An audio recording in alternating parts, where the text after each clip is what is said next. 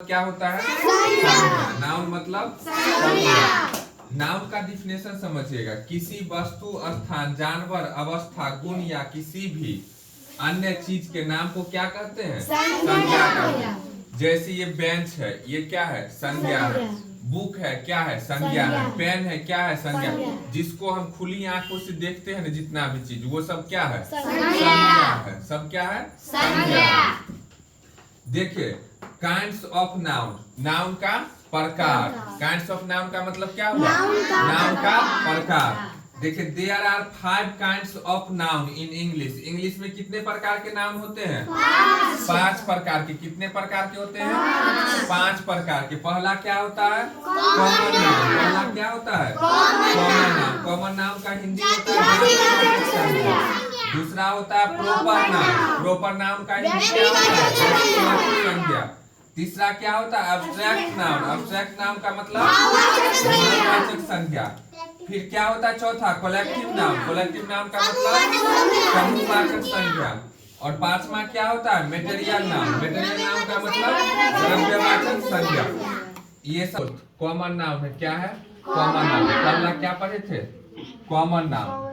देखिए, common noun किसे कहते हैं? जिस शब्द से किसी व्यक्ति, स्थान, वस्तु, जानवर या किसी अन्य जाति का, क्लास का बोध हो, उसे क्या बोलते हैं? Common noun. क्या बोलते हैं? Common noun. जैसे में बॉय हो गया, चेयर हो गया, काव हो गया, गोल्ड हो गया, राइस हो गया, फायर हो गया, मैन हो गया, वोमेन हो गया, कंट्री हो गया और इसका कहने का मतलब ये है, कॉमन नाउन का मतलब जैसे कोई भी जाति का बोध होता है या कोई व्यक्ति का बोध होता है ना, जैसे कोई जानवर है, जहाँ पे गाय रखा हुआ है, कहीं पे भैंस रखा हुआ है, समझ में आ रहा है?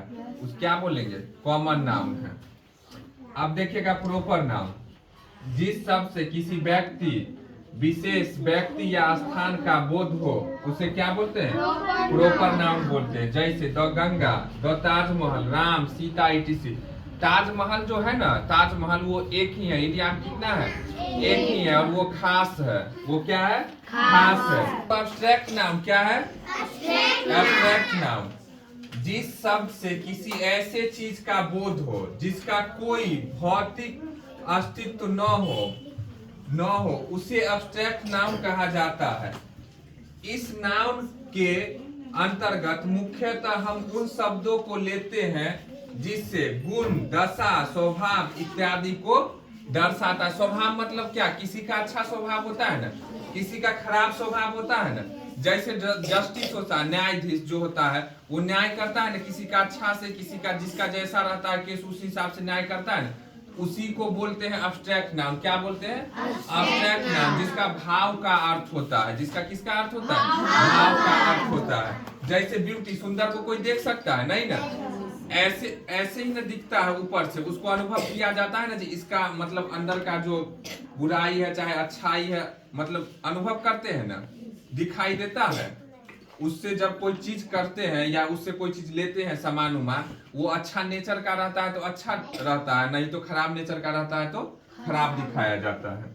अब देखिए कलेक्टिव नाउन, जिस शब्द से किसी वस्तु या अन्य जीव जंतु के समूह का बोध हो, उसे कलेक्टिव नाउन कहते हैं। समूह का मतलब क्या जानते हैं? जैसे अपना लोग पूरा क्लास पढ़ रहे हैं ना, लड़का का एक जगह का समूह, लड़की का एक जगह का समूह होना चाहिए। मतलब समूह का मतलब क्या होता है? जहाँ पे बहुत सारे आदमी एक जगह झुंड इकट्ठा करके खड़ा है, उसको क्या बोलते हैं? कलेक्टिव नाउन बोलते हैं। उसको क्या बोलते हैं? Collective noun. जैसे देखो कमिटी, मतलब इसका हिंदी क्या होता है? समिति होता है। समिति में सब प्रकार के आदमी रहते हैं, एक जगह झुंड रहता है 50-60 आदमी का।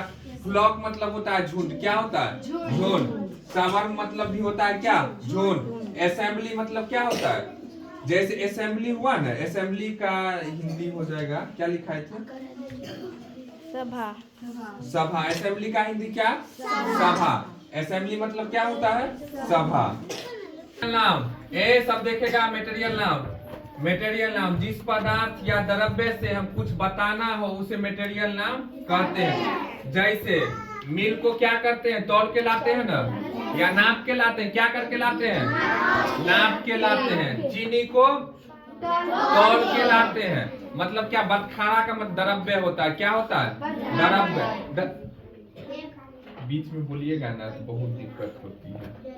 मिल्क, जैसे मिल्क को नाप के लाए हैं ना, नाप के ओजन करते हैं, कोई भी चीज को ओजन करते हैं या नापते हैं उसे मटेरियल नाउन कहते हैं। उसे क्या बोलते हैं? मटेरियल नाउन कहते हैं।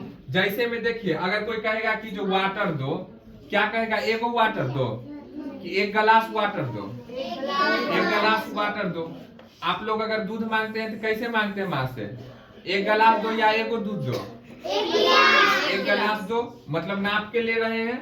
मतलब क्या? जिसे नापा जाए या तौला जाए, उसका अगर कुछ बताना हो तो उसे क्या बोलते हैं? मटेरियल नाउन बोलते हैं। जैसे में देखिए, milk, T, coffee, sugar, etc, ये सब को नापते हैं या तौलते हैं ना, इसे क्या बोलेंगे? मटेरियल नाउन है। अब देखिए, इसी को दूसरे शब्द में क्या बोलते हैं? The same word can be a material noun और a common noun according to the context. मतलब क्या? सेम देखिए, जैसे फिश लिव इन वाटर, मछली कहाँ रह रही है? पानी में। पानी में रह रही है तो यहाँ फिश का प्रयोग कॉमन नाउन के रूप में हुआ है। सभी मछली के साथ में वो रह रही है पानी में।